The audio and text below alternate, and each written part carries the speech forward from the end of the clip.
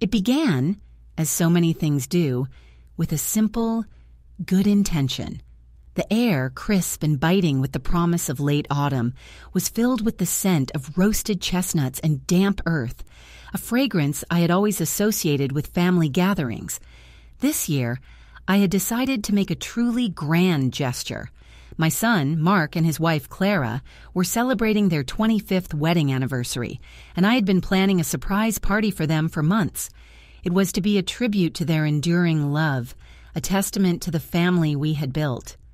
My heart, despite the persistent ache in my chest, swelled with pride and anticipation. The illness had started insidiously, a faint tickle in my throat that I dismissed as a seasonal cold. My 75th birthday was just a few weeks prior, and the loneliness of that day was still a fresh wound, a wound I hoped this grand celebration would finally heal. My house, the very home where I had raised Mark and my daughter Sarah, was a hive of quiet activity. I had spent countless hours polishing the antique mahogany dining table, dusting the delicate porcelain figurines that lined the mantel, and arranging bouquets of late-blooming chrysanthemums. Every detail was a reflection of my love for them. I had even commissioned a special cake from the French bakery downtown, the one Clara adored. It was to be a masterpiece of white chocolate and raspberry, their favorite flavors. As I moved from room to room, my head throbbed, and a deep, rattling cough escaped my chest. I brushed it off, determined not to let a little cold ruin my plans. This was for them. This was for my family. This was my way of showing them that I was still a vibrant, contributing part of their lives, not a burden to be tolerated. The phone rang, its shrill cry cutting through the stillness of the house. It was Mark. "Mom," he said, his voice clipped and impatient. "Clara and I were just talking. We really don't think a party is a good idea. We're both so busy with work right now." My heart, already heavy with the fatigue of my illness, sank further. "But Mark, it's a surprise party," I said, trying to keep the disappointment from my voice. "For your 25th anniversary. I've already invited everyone. The caterer is booked. The cake is being made." He sighed, a sound of pure exasperation that pierced me to my core. "Mom, we appreciate the thought, but it's just not practical. We have so much on our plates. I have a major presentation coming up, and Clara is completely swamped with the new charity gala. It's just too much stress. We'll do something small, just the two of us. It's really better this way." I felt the sting of his words like a slap. My grand gesture, my loving effort was being dismissed as stress. My home, where I had planned to host this momentous occasion, was a burden, a logistical nightmare they wanted no part of. The pain of my ignored 75th birthday returned in a wave of bitter memory. They had promised to visit, but at the last minute, Clara had claimed a migraine, and Mark had said he had to stay and take care of her. I had eaten my small celebratory piece of cake alone, my silent tears, a bitter frosting. "But Mark," I began, the words catching in my throat as another violent cough seized me. I clutched my chest, the pain sharp and deep. "Mom, are you okay?" he asked, not with genuine concern, but with the weary tone of a man dealing with an inconvenience. "You sound terrible. You should go to a doctor." "I'll be fine," I managed to say. "It's just a cold. But what am I going to do with all this? The food, the decorations. The guests are expecting to come." "Just cancel it all," he said, his voice flat. "It's just a party. People will understand. Now I have to go. I'm late for a call. We'll talk later, okay?" And with that, he hung up. The dial tone buzzed like a hornet in my ear, a final stinging sound of dismissal. I stood there, holding the cold receiver, a deep sense of hurt and betrayal washing over me. It was not just about the party. It was about everything. It was about how they saw me now, not as their mother, not as the matriarch of our family, but as a problem to be managed, an inconvenience to be ignored. My illness, a low-grade fever, and a persistent aching cough was not just a physical ailment. It was a physical manifestation of the emotional sickness that had taken root in our family. For years, I had poured my heart and soul into my children and their families. I had given them my time, my advice, my money when they needed it. I had been their rock, their safe harbor, always ready to listen, to help, to love unconditionally. But now, it was as if all of that had been forgotten. I was a frail old woman, someone to be pushed aside. My thoughts drifted back to the past, to all the sacrifices I had made, the late nights spent comforting a crying Mark, the endless hours of helping Sarah with her homework, the sacrifices I made to ensure they had every opportunity I never did. They grew up in a world of abundance, not knowing the hardships I had faced. It was a world I had helped create for them, and now it was a world they had no room for me in. The irony was a bitter pill to swallow. I tried calling my daughter, Sarah, hoping for a shred of empathy. She lived across the country, but we had always been close. Her voice, when she finally answered, was bright and cheerful, full of the hustle and bustle of her busy life. "Mom, so good to hear from you. What's up? I'm just about to take the kids to their soccer practice." "Sarah, I'm not feeling well," I said, my voice hoarse. I told her about the canceled party, my cough, the fever. I spoke of the pain, of my loneliness. "Oh, Mom," she said, her voice dropping a notch, but still devoid of any real concern. "You know you always get worked up about these things. You just need to relax, and you should really see a doctor about that cough. It's probably nothing, but, at your age, you can't be too careful." At my age. The words, so casually spoken, hit me with a force that took my breath away. It was a dismissal not just of my illness, but of my entire existence. I was no longer Eleanor, their mother. I was just an old woman, a statistic, a potential source of trouble.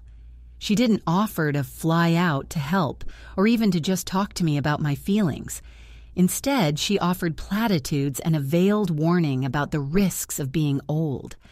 The deep rattling cough returned, a forceful testament to my physical and emotional pain. I couldn't speak. Mom, are you there?" she asked, a slight impatience creeping into her voice.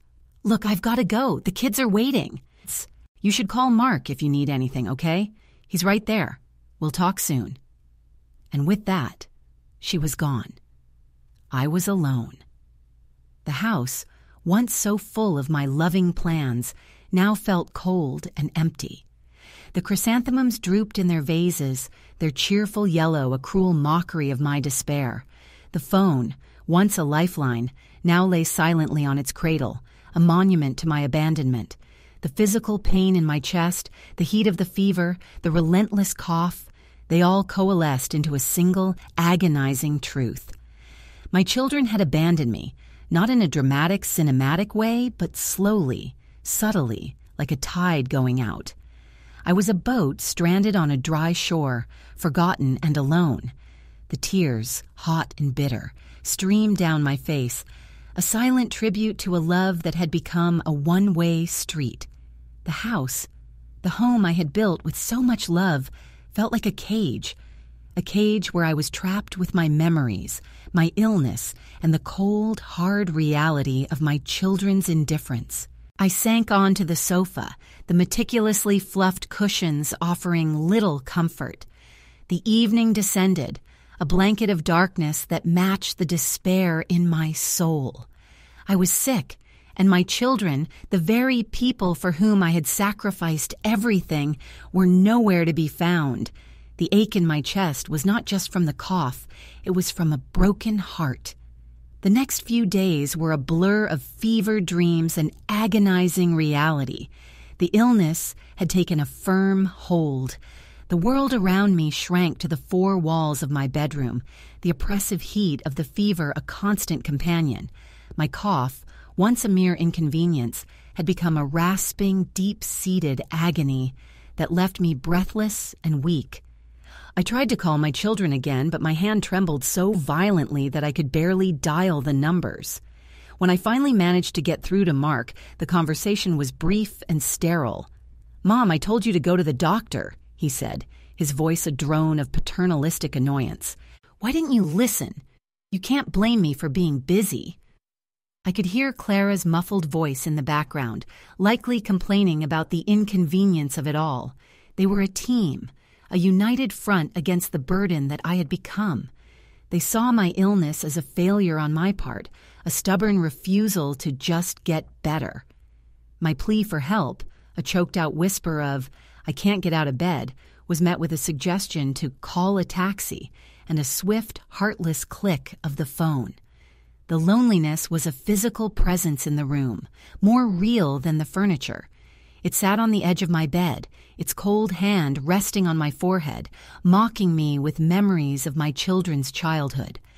I remembered the endless nights I had stayed up with them when they had the flu, my hand gently stroking their foreheads, a cool cloth, a constant presence. I had made them my world, a world where they were the center, the most important people in it. Now that world had moved on without me, leaving me behind to suffer alone. My daughter Sarah's response was no better. When she finally answered my text message, it was a short, impersonal line. "Hope you feel better soon, TMP. Thoughts and prayers." It was a phrase devoid of meaning, a cheap substitute for genuine concern. It was a phrase used when you didn't know what else to say, a way to end the conversation and move on. As the second day of my illness drew to a close, I knew I was in serious trouble. My fever was raging, my lungs felt like they were on fire, and every breath was a struggle. I hadn't eaten in 2 days, and the water on my bedside table was an impossible distance away. I felt a wave of crushing despair, a deep, soul-crushing realization that I might die here, alone, in the home I had built with so much love. This was a house full of memories, of laughter and joy, and now it was to be my tomb. The thought was a bitter, devastating irony. The world had gone on without me, and now my life was ending without a single tear from the people I had cherished most. Just as I was about to succumb to the darkness, I heard a sound from outside. It was a gentle rapping on my front door, a sound I barely registered. It came again, more insistent this time, and I heard a female voice, soft but clear. "Mrs. Eleanor, it's Maya from next door. I was just wondering if you were okay. I haven't seen you outside in a while." I wanted to answer, but all I could manage was a low groan. My strength was gone. The door handle rattled, and I heard the faint sound of a key in the lock. I had given Maya, a young woman who had moved in next door 6 months ago, a spare key for emergencies. I had always been cautious, but there was something in her eyes, a kindness and warmth that had disarmed me. She was a medical student, a bright young woman who always had a smile and a kind word. She had often helped me with my groceries or fixed a loose shingle on my roof. She was a stranger, but she was more of a neighbor than my own children. The door to my bedroom opened slowly, and Maya peered in, her face full of genuine concern. Her eyes widened in alarm as she saw me lying there, pale and sweating, my breath coming in ragged gasps. She was beside my bed in an instant, her cool hand on my burning forehead. "Oh, Mrs. Eleanor," she said, her voice filled with a tenderness that brought tears to my eyes. "You're burning up. Why didn't you call someone?" I tried to explain, to tell her that I had called, but the words were a useless jumble of raspy whispers. She didn't need words. She saw the truth in my eyes, the deep pain of my loneliness. She knew, with a certainty that only a truly compassionate person can have, that I had been abandoned. She acted swiftly and without hesitation. She grabbed her phone and without a moment's thought dialed 911. "I have an elderly neighbor," she said into the phone, her voice calm and authoritative. "She has a high fever and is having trouble breathing. She's completely alone. I'm a medical student and I believe she needs immediate medical attention." She gave them my address and then hung up, turning her attention back to me. She propped me up with pillows, gave me a sip of water, and held my hand, her touch a beacon of warmth in the cold darkness of my despair. It was the first human touch I had felt in days, a touch of genuine care and compassion. The paramedics arrived within minutes, their sirens a jarring intrusion on the quiet street. They were efficient and kind, treating me with the utmost respect. They asked me questions, but it was Maya who answered most of them, her knowledge of my symptoms proving invaluable. They loaded me onto a stretcher, and as they wheeled me out, I saw my house, my beautiful, once-beloved home, for the last time in a long time. My gaze fell upon a photograph of my children on the mantel, their smiling faces a cruel, mocking memory of a time that was long past. The hospital was a whirlwind of activity, a world of hushed voices, antiseptic smells, and the steady beep of machines. I was admitted, and a team of doctors and nurses descended upon me, their questions and examinations a blur. The head of the medical team, a kind-faced man named Dr. Alistair Finch, explained to me that I had a severe respiratory infection, and that if Maya had not found me when she did, things could have been much worse. "She saved your life, Mrs. Eleanor," he said, a look of genuine admiration in his eyes. The next few hours were a battle against the infection. I was given antibiotics, oxygen, and a host of other treatments. It was a lonely battle, but I was not alone. Maya stayed with me, sitting by my bedside, holding my hand, her presence a constant comfort. The nurses were kind, the doctors were caring, and I felt, for the first time in what felt like forever, that I was in good hands. The next day, as I lay in my hospital bed, my children arrived. It was not a joyous reunion. They strode into the room, their faces etched not with worry, but with a strange combination of annoyance and concern for their own interests. Mark held a briefcase, and Clara clutched a designer handbag. Sarah was on a video call, her face in a small window on Mark's phone. "Mom, what happened?" Mark said, his tone accusatory. "Why didn't you call us? Why did you make our neighbor do it?" "I tried," I whispered, my voice still hoarse and weak. "You didn't answer." "We were busy," Clara said, her voice sharp and brittle. "We have lives, Eleanor. We can't be at your beck and call." She looked around the hospital room with disdain, as if the very place was beneath her. But it was their next words that truly shattered my heart and ignited a fire of righteous anger in my soul. They didn't ask about my health, my recovery, or what the doctors had said. They didn't even ask if I needed anything. Instead, Mark opened his briefcase and pulled out a stack of papers. "Mom, we need to talk about your will," he said, his voice dropping to a conspiratorial whisper. "Given what happened, we think it's time we put your affairs in order. We can have the house signed over to us and we'll take care of everything. It's really for the best. You don't want to be a burden, do you?" The words, so casually spoken, so full of cold calculation, hit me with a force that took my breath away. It was not concern that brought them here. It was greed. They were circling me like vultures, waiting for me to die, and were now trying to get their hands on my property while I was still alive. They saw me as a commodity, an asset to be managed, not as their mother. My heart, a shattered mosaic of pain and betrayal, was now a furnace of cold, hard rage. They wanted my house. They wanted my life. They wanted my dignity, but I would not let them have it.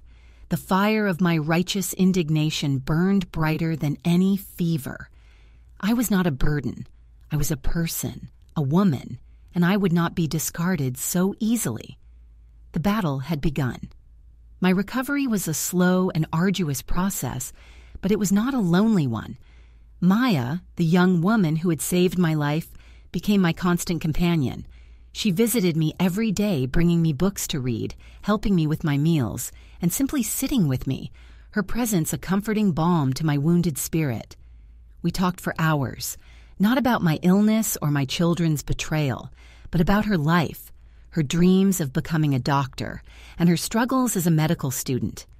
She spoke of her family, a large, boisterous clan in a small town in California, and I spoke of my life, my memories, my hopes, and my fears. She listened with an open heart, Her eyes filled with genuine interest, and I felt a connection with her that I had never felt with my own children. She was a stranger, but she was more of a family to me than the people who shared my blood. It was a bitter irony, but it was a truth that I was beginning to embrace. Dr. Alistair Finch, a man of quiet compassion and deep integrity, also played a crucial role in my recovery. He not only tended to my physical health, but also my emotional well-being.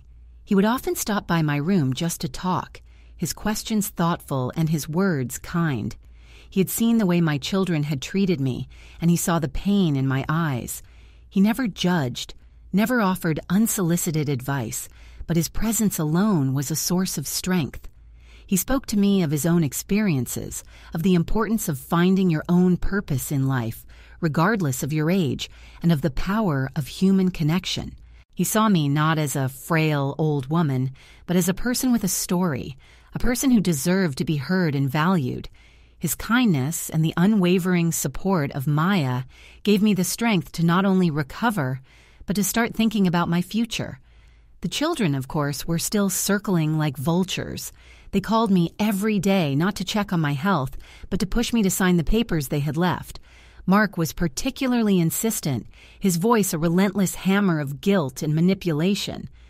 "Mom, it's for your own good," he would say, his voice dripping with faux concern. "You can't live in that big house by yourself anymore. It's just not safe.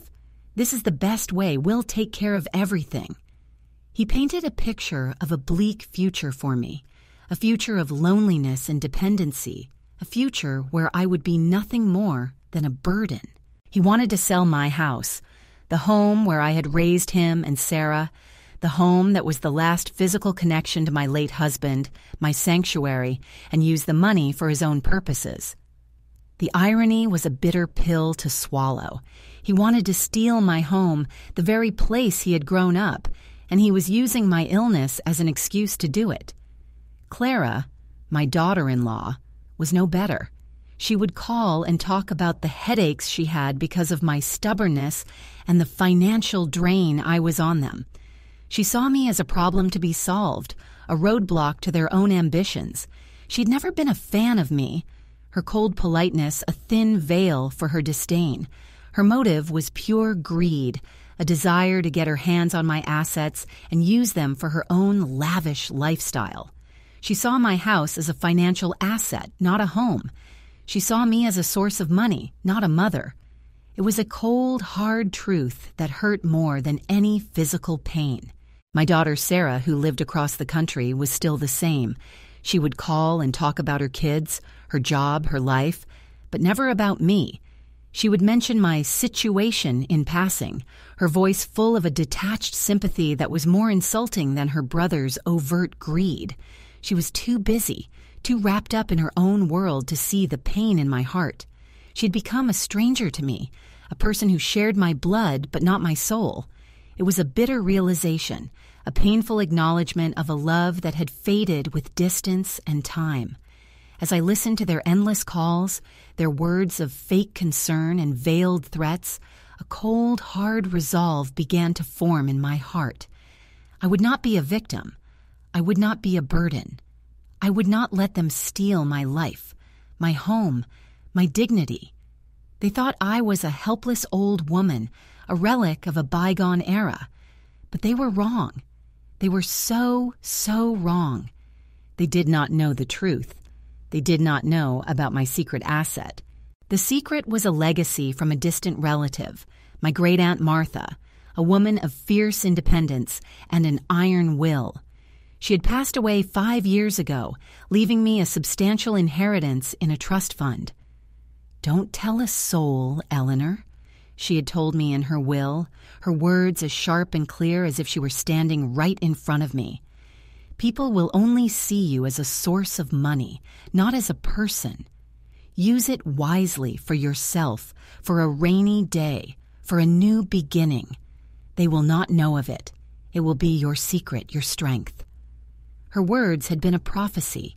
I had kept the secret for 5 years, a quiet source of security and power. The money, a truly immense sum, was in a bank account that was completely separate from my other finances. My children had no idea it existed. They thought my only asset was my house, my pension, and my meager savings. They thought they had me cornered. They thought they had me trapped. But they were wrong. They were so wrong. The secret account, my secret strength, was my trump card, my ace in the hole, the weapon I would use to fight back against their greed and their callousness.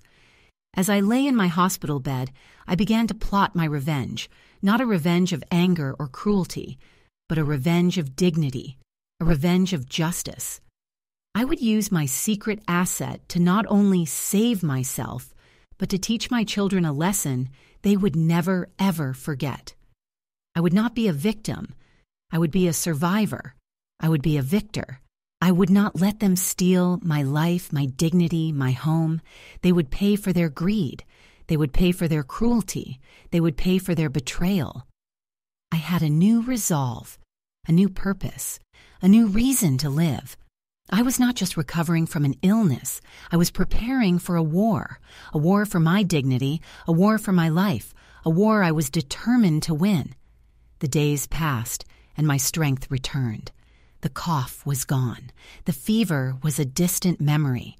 The pain in my heart was still there, but it was no longer a wound. It was a scar, a testament to my survival. I was ready. I was ready to face my children. I was ready to face my future. I was ready to face them, and they would not be ready for me. The stage was set. The final act was about to begin. The revenge of dignity was about to unfold. The day I was discharged from the hospital, my children were waiting for me. Their faces were a mask of feigned concern, but their eyes, I knew, held a cold, calculating glint. They had not come to celebrate my recovery, but to finish what they had started. Mark held the same briefcase, and Clara clutched the same designer handbag. Sarah, on a video call, was a silent, smiling accomplice. They were a unified front, a team of 3 against 1, but they were about to learn a lesson they would never forget. They were about to learn that the one they thought was weak was, in fact, stronger than all of them combined. I was not alone. Maya and Dr. Alistair Finch had accompanied me. Maya held my arm, her presence a silent testament to her love and support, a love that was more genuine than any I had ever received from my own children. Dr. Finch stood by my side, his quiet strength a shield against the onslaught of my children's greed. They looked at Maya with a mixture of disdain and suspicion, and at Dr. Finch with a polite but hollow respect. They had no idea who these people were to me. They had no idea that they were the very people who had given me the strength to fight back. We arrived at my house, the home that my children believed was their inheritance. It was a beautiful house, filled with a lifetime of memories, but I now saw it as a cage, a place of pain and betrayal. As we walked into the living room, they immediately began their well-rehearsed performance. "Mom, you need to sign these papers," Mark said, his voice a low, insistent hum. "It's for your own good. We've found a beautiful nursing home for you, a place where you'll be taken care of. You won't have to worry about anything." Clara nodded in agreement, her face a mask of false sympathy. Sarah's smiling face on the phone was a silent, cruel nod of approval. I looked at them, my heart a cold, hard stone in my chest. "I'm not signing anything," I said, my voice steady and clear, "and I'm not going to a nursing home. I am perfectly capable of taking care of myself." Their faces fell, their false concern replaced with genuine anger. "Mom, you're not thinking straight," Mark said, his voice rising in frustration. "You've been through a lot. You're not well. You need to do this." "I am perfectly well," I said, my voice rising to match his, "and I am thinking clearer than I have in a very long time. You see, you've all forgotten something. You've forgotten who I am.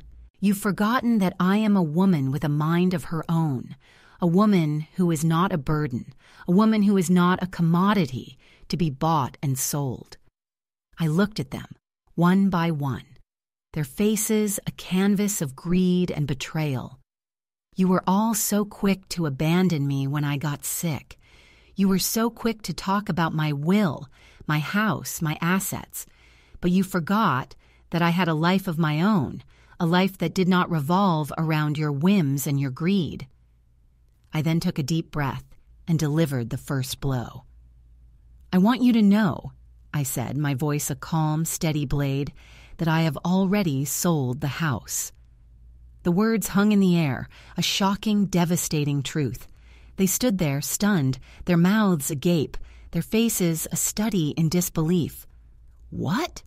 Mark finally managed to say, his voice a choked whisper.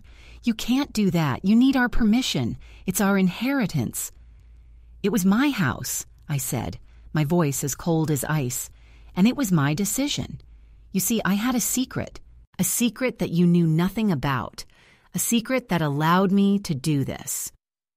I then proceeded to tell them about my great-aunt Martha and her inheritance, the trust fund they had no idea existed. Their faces, once full of disbelief, were now a mixture of rage and bitter disappointment.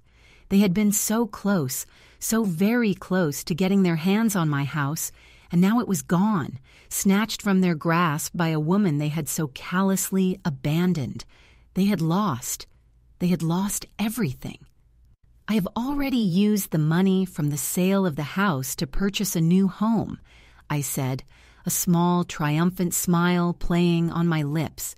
"A beautiful home, a penthouse apartment with a view of the ocean. It's a place where I can truly be myself, a place where I will be free." Their faces were a study in utter devastation.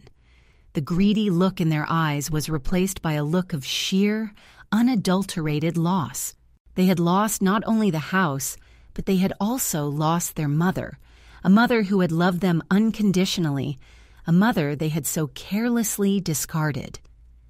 "I have also set up a trust fund for Maya's medical education," I said, looking at the young woman who had saved my life. "And I have made a large donation to the hospital wing where I was cared for, in Dr. Finch's honor." Their faces were a study in utter shock. The people they had looked at with disdain and suspicion were now the recipients of my generosity, a generosity they had so cruelly denied me. Their greed had cost them not only my house, but also my love, my respect, and my financial support. I looked at them, my eyes filled with a sad but firm finality. "You see, you thought you had me cornered. You thought you had me trapped, but you were wrong. You were so, so wrong. You abandoned me when I was sick, but in doing so, you gave me a gift. You gave me the gift of freedom. You gave me the gift of a new life. And most importantly, you gave me the gift of finding people who truly valued me." I then turned to Maya and Dr. Finch, my heart filled with love and gratitude. "My new family," I said, a warm, genuine smile on my face. "The people who stood by me when my own children turned their backs on me. The people who saw me for who I was, not for what I had. The people who loved me for me." My children stood there, speechless, their faces a mixture of shame, rage, and bitter regret. They had lost. They had lost not only my house, my assets, and my love, but they had also lost their dignity. Their greed had been their undoing, and they were left with nothing. I had found my true family, my true home, my true purpose. I had found a new life, a life of freedom, a life of dignity, a life of love. And in the end, that was a greater treasure than any inheritance, any house, or any amount of money. It was the greatest gift of all, a gift of a life that was finally, truly my own.